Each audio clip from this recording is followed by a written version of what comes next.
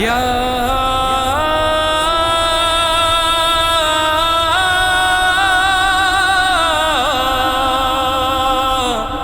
حسین۔ اعوذ باللہ من الشیطان الرجیم، بسم اللہ الرحمن الرحیم۔ الحمد للہ رب العالمین، والصلاة والسلام علی اشرف الانبیاء والمرسلین، والصلاة والسلام علی آلہ آل اللہ، واللعنۃ الدائمۃ علی اعدائہم اعداء اللہ، من یوم عداوتہم الی یوم لقاء اللہ۔ اما بعد فقد قال المعصوم علیہ السلام، اعوذ باللہ من الشیطان الرجیم، بسم اللہ الرحمن الرحیم۔ ان لقتل الحسین حرارۃ فی قلوب المؤمنین لا تبردوا ابدا۔ محترم ناظرین کرام، جیسا کہ آپ مستحضر ہیں کہ محرم الحرام ایک مرتبہ پھر خداوند عالم نے ہمیں یہ توفیق بخشی ہے کہ ہم فاطمہ کے لال کا محرم منا سکیں اور اس بی بی کو پرسہ دے سکیں۔ اور ابھی تک اگر محرم کے مقاصد اور محرم کے جو اہداف ہیں وہ اگر ہماری عملی زندگیوں میں نہیں آئے ہیں تو اس فرصت کو غنیمت شمار کریں۔ محرم سے کوئی نہ کوئی درس، کیونکہ ہر قسم کا درس دنیاوی ہو تو وہ بھی محرم کے ایام میں موجود ہے، اور اگر آخرت کا کوئی درس اگر آپ لینا چاہیں تو وہ بھی ان ایام میں ہم لے سکتے ہیں، اور اپنی زندگیوں کو جو اصحاب حسین ہیں ان کے مطابق ڈھالیں، تاکہ جب ہم یہ کہتے ہیں کہ خالق کائنات ہمارا شمار قیامت کے دن اصحاب امام حسین میں کرے تو وہاں پر ہم بھی یا حسین کہتے ہوئے اصحاب امام حسین کے ساتھ محشور ہوں۔ عزیزان گرامی، یاد رکھیں جتنے بھی بڑے بڑے واقعات ہوئے ہیں کچھ عرصہ کے بعد وہ واقعات ختم ہو جاتے ہیں، محو ہو جاتے ہیں۔ بڑے بڑے لوگ اس کائنات میں مارے گئے ہیں۔ اب جنگ عظیم اول کو دیکھیں، جنگ عظیم دوم کو دیکھیں، اس کے بعد آپ لشکروں کی یلغار کو دیکھیں، لیکن نہ جانے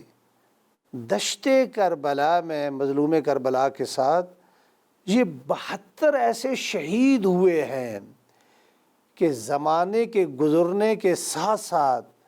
نہ فقط یہ ہے کہ واقعہ کربلا کم نہیں ہوا بلکہ روز بروز اس میں اضافہ ہو رہا ہے۔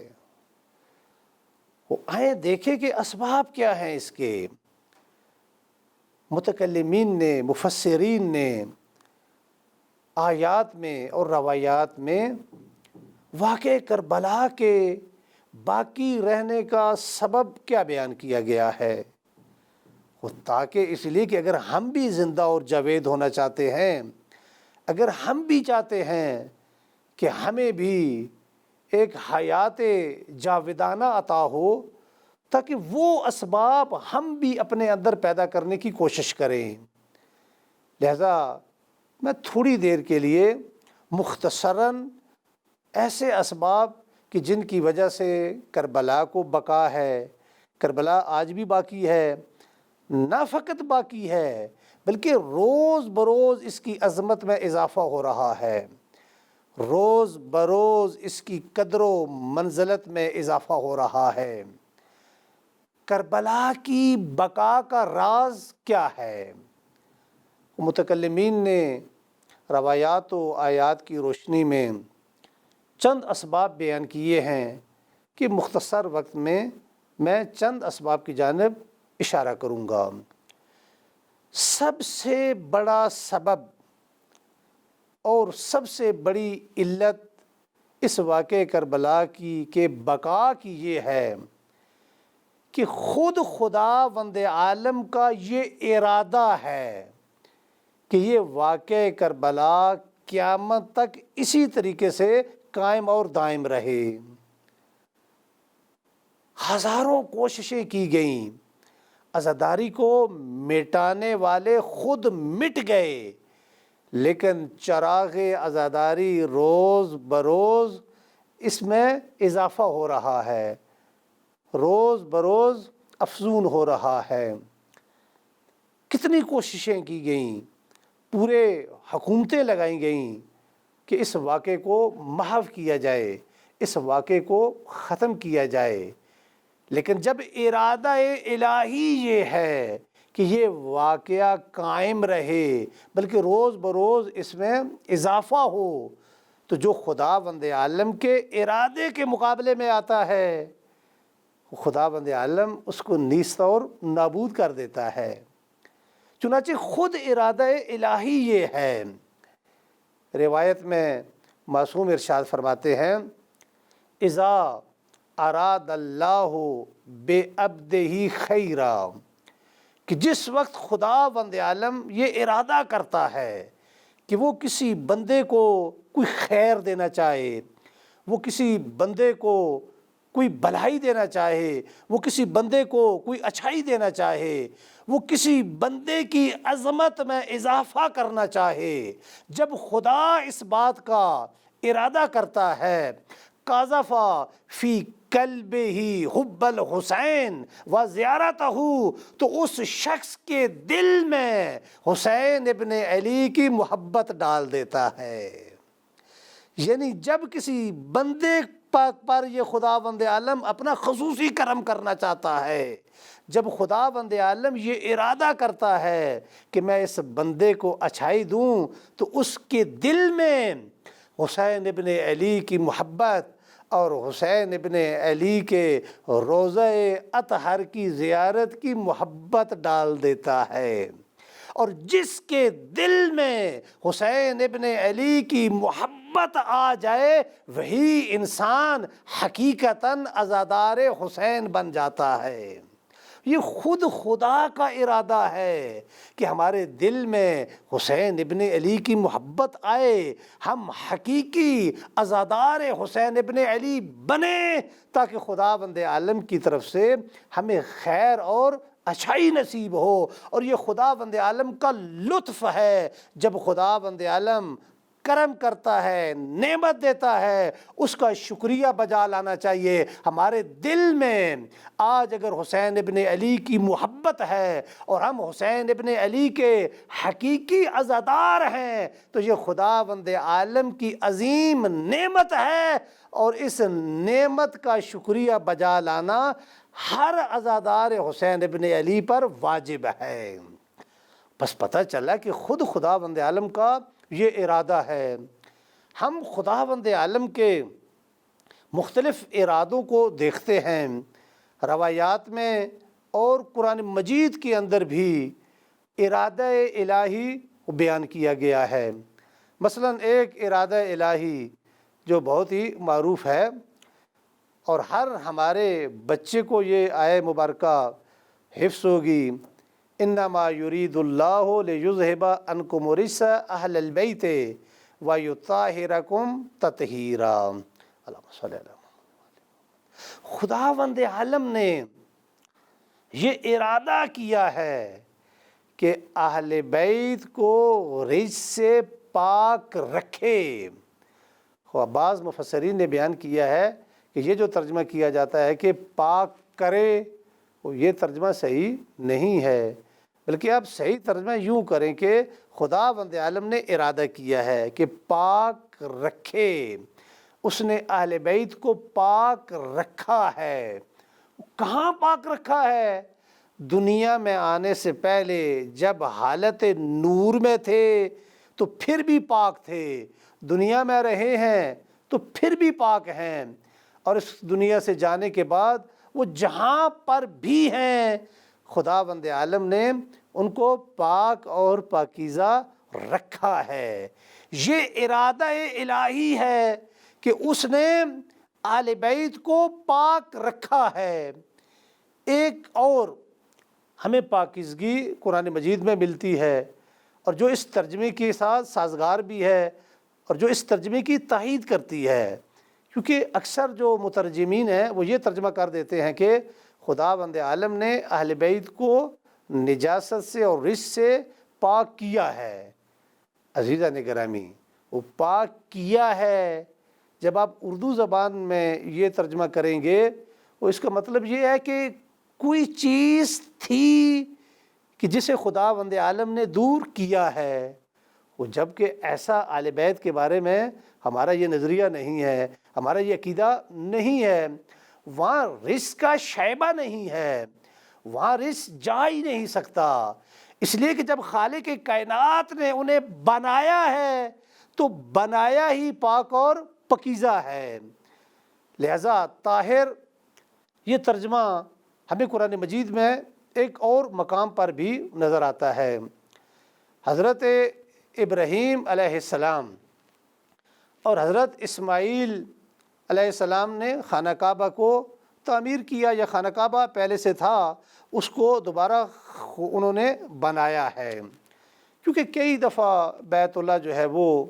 یہ ویران ہوا ہے اور اس کے بعد اس کو تعمیر کیا گیا۔ اب قرآن مجید سے آپ پوچھیں، تاریخ میں آپ دیکھیں وہ بنانے والا معمار کون ہے؟ حضرت ابراہیم جیسا بڑا نبی، اور جو مزدوری کر رہا ہے، پتھر اٹھا اٹھا کر دے رہا ہے، جو گارا بنا بنا کر دے رہا ہے، وہ حضرت اسماعیل جیسے نبی ہیں۔ دیکھیں بنانے والے کتنے پاکیزہ ہیں، کتنے بڑے معصوم ہیں،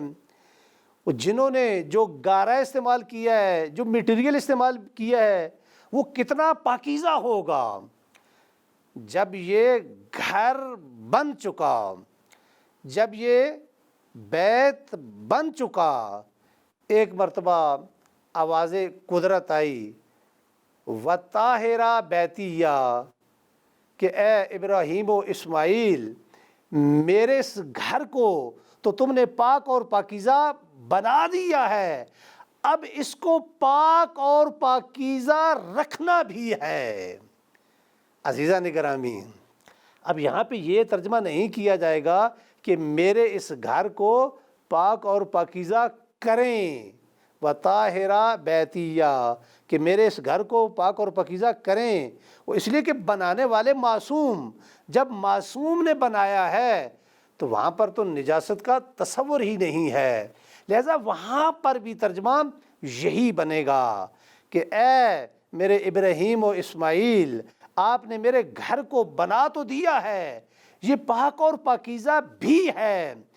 لیکن اسے پاک اور پاکیزہ تم نے رکھنا بھی ہے۔ تو اب سمجھ آیا کہ بیت میں اور اہل بیت میں فرق کیا ہے۔ جس کی پاکیزگی کا ذمہ انبیاء کے حوالے کیا جائے اسے بیت کہا جاتا ہے، اور جس کی طہارت کا ذمہ خداوند عالم نے اپنے ذمہ لیا ہے انہیں اہل بیت کہا جاتا ہے۔ اور دونوں میں پھر فرق بھی یہی ہے۔ انبیاء کے حوالے جب تک یہ گھر تھا انہوں نے اس کو پاک اور پاکیزہ رکھا بھی ہے، لیکن جیسے ہی متولی تبدیل ہوئے، جیسے ہی اس گھر کو سنبھالنے والے دوسرے آئے، تو پھر دنیا والوں نے یہ بھی منظر دیکھا کہ ایک مرحلہ وہ آیا کہ اسی بیت اللہ میں لوگوں نے آ کر بت بھی رکھنے شروع کر دیے۔ اب کیونکہ اب جو ذمہ دار ہیں وہ معصوم نہیں ہیں۔ عزیزان گرامی یاد رکھیں، اب یہی وہ فرق ہے کہ جن کی پاک اور پاکیزہ رکھنے کا ذمہ لوگوں کے ذمہ تھا، انبیاء کے ذمہ تھا، تو جب تک نبی رہے بیت اللہ بھی پاک اور پاکیزہ رکھا گیا، لیکن جیسے ہی سرپرست تبدیل ہوئے اسی خانہ کعبہ کے اندر لوگوں نے آ کر بت رکھنے شروع کر دیے۔ تو بیت میں اور آل بیت میں فرق یہی ہے کہ جن کی طہارت کا ذمہ خداوند عالم نے اپنے ذمہ لیا تھا، جن کی طہارت کو خداوند عالم نے یہ ارادہ کیا ہے کہ خدا کا یہ ارادہ ہے کہ تمہیں پاک اور پاکیزہ رکھے گا، تو خالق کائنات نے اہل بیت کو اتنا پاک اور پاکیزہ رکھا ہے کہ دنیا والے ایڑی چوٹی کا زور لگا کر موت کی آغوش میں چلے گئے، لیکن ان کی چادر تطہیر اتنی طاہر و مطہر تھی کہ گناہ کبیرہ تو دور کی بات ہے، دنیا والے گناہ صغیرہ بھی پیش نہ کر سکے۔ کیوں؟ اس لیے انما یرید اللہ، یہ ارادہ الہی ہے، اور جب ارادہ الہی آ جائے تو پھر وہ چیز ختم نہیں ہوتی۔ اے سید الشہداء کی محبت رکھنے والے عزادار،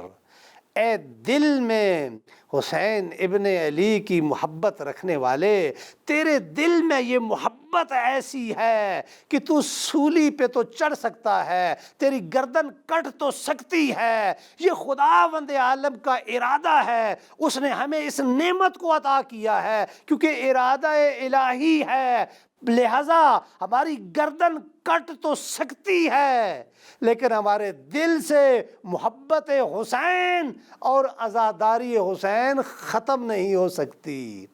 کیوں؟ اس لیے کہ یہ ارادہ الہی ہے۔ اذا اراد اللہ بعبدہ خیرا، جب خداوند عالم یہ ارادہ کرتا ہے کہ کسی بندے کو کوئی عظیم نعمت عطا کرے تو اس کے دل میں حسین ابن علی کی محبت اور حسین ابن علی کے روضہ اطہر کی زیارت کی محبت ڈال دیتا ہے۔ بس یہ ارادہ الہی ہے کہ اس محبت حسین نے باقی رہنا ہے، اور جس دل میں محبت حسین ہوتی ہے وہی دل غم حسین میں مغموم بھی ہوتا ہے، اسی دل سے یا حسین کی صدا آتی ہے، اسی سینے پہ عزاداری کرتے ہوئے ماتم کا ہاتھ پڑتا ہے، کیونکہ اس دل میں خداوند عالم کی عظیم نعمت موجود ہے۔ بس پتہ چلا کہ کربلا کی بقا کا جو راز ہے وہ سب سے بڑا راز ہی یہی ہے کہ خود خداوند عالم کا یہ ارادہ ہے، خود خداوند عالم چاہتا ہے، اور جب خداوند عالم چاہے تو پھر بے شک پوری دنیا زور لگا لے، وہ خداوند عالم کے مقابلے میں تو کوئی بھی نہیں آ سکتا۔ یہ محرم الحرام جن ایام میں گزر رہا ہے اور پچھلا محرم گزرا ہے، آپ بہتر جانتے ہیں کہ بلیات سماوی و ارضی نے تمام عالم انسانیت کو اپنی لپیٹ میں لے رکھا ہے۔ وہ کرونا کی وجہ سے پابندیاں ہیں۔ اب پھر اس پہ ایک بات ہے کہ آیا یہ انسان کا بنایا ہوا ہے یا خدا کا بھیجا ہوا ہے؟ وہ اگر انسان کا بنایا ہوا ہے تو خداوند عالم ان کو ہدایت دے تاکہ عالم بشریت نجات حاصل کر سکے،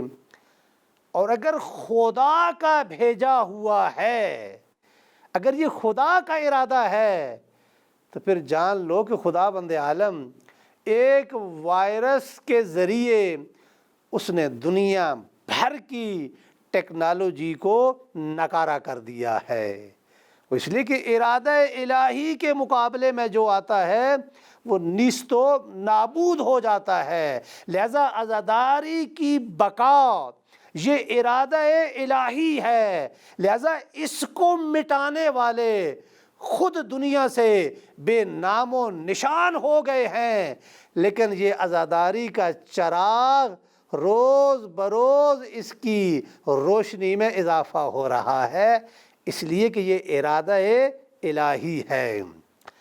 اور ایک سبب جو اور بیان کیا گیا ہے وہ یہ بیان کیا گیا ہے کہ پیغمبر اسلام کی دعا ہے۔ یہ عزاداری سید الشہداء پیغمبر اسلام کی دعا ہے۔ جب پیغمبر اسلام کی دعا ہے وہ یقیناً پیغمبر اسلام کی دعا وہ مستجاب ہوگی، اور جب پیغمبر اسلام کی دعا مستجاب ہوگی تو کربلا بھی باقی رہے گی، عزاداری بھی باقی رہے گی، حسین ابن علی کی محبت اور ذکر حسین ابن علی بھی اسی طریقے سے آباد اور شاد رہے گا۔ اور یہ روایت میں ملتا ہے اور مستند یہ واقعہ ہے کہ مظلوم کربلا جب دنیا میں تشریف لائے تو ایک مرتبہ آپ در بطول پہ جاتے ہیں، پیغمبر اسلام خوشحال ہیں، وہ اس لیے کہ وارث کربلا مل گیا، اس لیے کہ آج دنیا میں وہ آیا ہے کہ جو حسین و منی و انا من الحسین کا مصداق ہے، وہ جو اس روایت کا مصداق ہے، آج دنیا میں وہ آیا ہے۔ فرمایا میرے نواسے کو میرے حوالے کرو۔ ایک کپڑے میں لپیٹ کر حسین ابن علی کو پیغمبر کے ہاتھوں میں دیا جاتا ہے کہ اتنے میں ایک کنیز کی زبان سے یہ جملہ نکل گیا، یا رسول اللہ ابھی تک بچے کو ہم نے نہلایا نہیں ہے۔ یہ سننا تھا۔ پیغمبر اسلام غضبناک ہوئے اور عظیم جملہ ارشاد فرمایا، اے کنیز، اے جاریہ، تو نے کیا کہا ہے کہ تو نے بچے کو پاک نہیں کیا؟ کیا تو اس بچے کو پاک کرے گی جو پوری کائنات کو پاک کرنے کے لیے آیا ہے؟ وہ ایک جملہ ارشاد فرما دیا کہ یہ ہر قسم کے رجس سے یہ دور ہیں۔ اس کے بعد پیغمبر اسلام نے اپنے نواسے کو اپنے ہاتھوں پہ اٹھایا اور وہی دعا ارشاد فرمائی جو قرآن مجید کے اندر موجود ہے، اور وہ دعا یہ ہے کہ حکم خدا سے جب حضرت ابراہیم اپنی بیوی کو اور اپنے بچے کو، چھوٹا سا بچہ ہے حضرت اسماعیل علیہ السلام، حکم خدا سے ان کو فلسطین سے وہ مکہ کے اس بے آب و گیا ریگستان میں جہاں پہ کچھ بھی نہیں تھا، وہاں جب چھوڑنے کے لیے گئے اور جب وہاں پہ چھوڑ دیا، اب واپس پلٹے، ایک مرتبہ شفقت پدری نے جوش مارا، پلٹ کر آخری مرتبہ بچے کو دیکھ رہے ہیں۔ اب اندازہ لگائیں فلسطین کہاں پہ ہے، اور مکہ کی سنگلاخ زمین جہاں پہ کوئی بھی نہیں ہے، وہ چند دنوں کا ان کے پاس آذوقہ ہے، چند دنوں کی ان کے پاس خوراک ہے۔ واپس پلٹے، تقاضۂ بشری یہ تھا، خدا سے دعا کرتے مالک ان کی خوراک اور پوشاک کا خیال رکھنا، مالک ان کو درندوں سے بچانا، لیکن تاریخ یہ بتاتی ہے کہ جیسے ہی واپس پلٹے، ایک مرتبہ اپنی زوجہ اور بچے پہ نگاہ ڈالی، حضرت ابراہیم کی زبان سے یہ دعا نکلی، فَاجْعَلْ أَفْئِدَةً مِّنَ النَّاسِ تَهْوِي إِلَيْهِمْ، میرا مالک لوگوں کے دلوں کو ان کی جانب موڑ دے، کائنات کے دلوں کو ان کی جانب موڑ دے۔ جب پیغمبر اسلام نے اپنے نواسے کو اپنے ہاتھوں پہ اٹھایا تو پیغمبر اسلام نے بھی یہی دعا فرمائی، اللہم اجعل افئدۃ من الناس تہوی الیہ، میرا مالک مومنین کے دلوں میں میرے اس حسین کی محبت کو ڈال دے۔ یہ دعائے پیغمبر ہے جو یقیناً مستجاب ہوئی ہے۔ آج اگر ہمارے دلوں میں حسین ابن علی کی محبت ہے اور اس محبت کا تقاضا یہ ہے کہ ہم عزاداری سید الشہداء کرتے ہیں، تو جان لیں جو عزادار سید الشہداء ہیں انہیں چاہیے کہ اس نعمت پہ بھی شکریہ بجا لائیں، کیونکہ پیغمبر اسلام کی دعا ہمارے حق میں مستجاب ہوئی ہے۔ خالق کائنات نے پیغمبر کی دعا کو قبول کیا، لہذا خالق کائنات نے ہمیں حسین ابن علی کا عزادار بنایا ہے۔ عزیزان گرامی، اور بھی اسباب بیان کیے گئے ہیں، میں بعد والی تقریر میں ان کی طرف اشارہ کروں گا، لیکن چند جملے مصائب کے کہ جو اتنا بڑا عظیم نواسہ تھا، کہ جو پیغمبر اسلام کے دل کا ٹکڑا تھا، جو فاطمہ کے دل کا ٹکڑا تھا، دنیا والوں نے اس حسین کو نانا کے روضے کے پاس نہیں رہنے دیا۔ عزیزو، یہی وجہ ہے کہ جب جانے لگے سب کو کہا کہ محمل تیار کیے جائیں۔ ایک مرتبہ اپنے نانے کے روضے پہ آتے ہیں اور آ کر یہی جملہ ارشاد فرمایا، نانا میرا جی تو یہ چاہتا تھا کہ میں آپ کے پاس رہتا، لیکن آپ کی امت مجھے تیرے پاس نہیں رہنے دے رہی ہے۔ بعض روایات میں یہ ملتا ہے کہ قبر رسول سے یہ آواز آئی، علیک بالکربلا، حسین کربلا کی جانب چلے جاؤ، وہ وعدہ نبھانے کا وقت آ گیا۔ عزیزو، اس کے بعد اپنے بھائی حسن کی قبر پہ جاتے ہیں اور وہاں پہ جا کر یہ ارشاد فرمایا، بھائی حسن تیرے دل کے وہ ٹکڑے جو کٹ کٹ کر آئے تھے وہ مجھے آج بھی یاد ہیں، لیکن بھائی حسن نانے کی امت مجھے مدینہ میں نہیں رہنے دے رہی۔ عزیزو، اس کے بعد راوی کہتا ہے، میں نے دیکھا وہ جس طرح ایک چھوٹا بچہ اپنی ماں کی طرف جاتا ہے، میں نے دیکھا حسین ایک قبر کی طرف جاتے ہیں، بھاگ کر جاتے ہیں، اپنے آپ کو قبر پر گرایا اور میں نے پوچھا یہ کس کی قبر ہے؟ مجھے بتایا گیا، ہے یا قبرو ام الحسین فاطمہ الزہرا، یہ حسین کی ماں فاطمہ زہرا کی قبر ہے۔ ایک مرتبہ قبر کو اپنے سینے سے لگایا، کہا ماں تیرا حسین ہمیشہ ہمیشہ کے لیے جا رہا ہے۔ عزیزو، قبر زہرا سے آواز آئی، اور میرے لاڈلے حسین اور تو کربلا جا رہا ہے، اور لیکن یاد رکھنا یہ تیری ماں بھی یہاں نہیں رہے گی حسین، اور جہاں پر تو جائے گا یہ تیری ماں بھی ساتھ ہوگی، اور کبھی اس جگہ کو جا کر صاف کرے گی اور جہاں پر تیرا خون گرے گا، اور کبھی تیرے سر کو دیکھ کر روئے گی، اور کبھی خولی کے تنور پہ جا کر رات کو گریا کرے گی۔ وَسَيَعْلَمُ الَّذِينَ ظَلَمُوا أَيَّ مُنقَلِبٍ يَنقَلِبُونَ رَبَّنَا تَقَبَّلْ مِنَّا إِنَّكَ أَنْتَ السَّمِيعُ الْعَلِيمُ وصلی اللہ علی محمد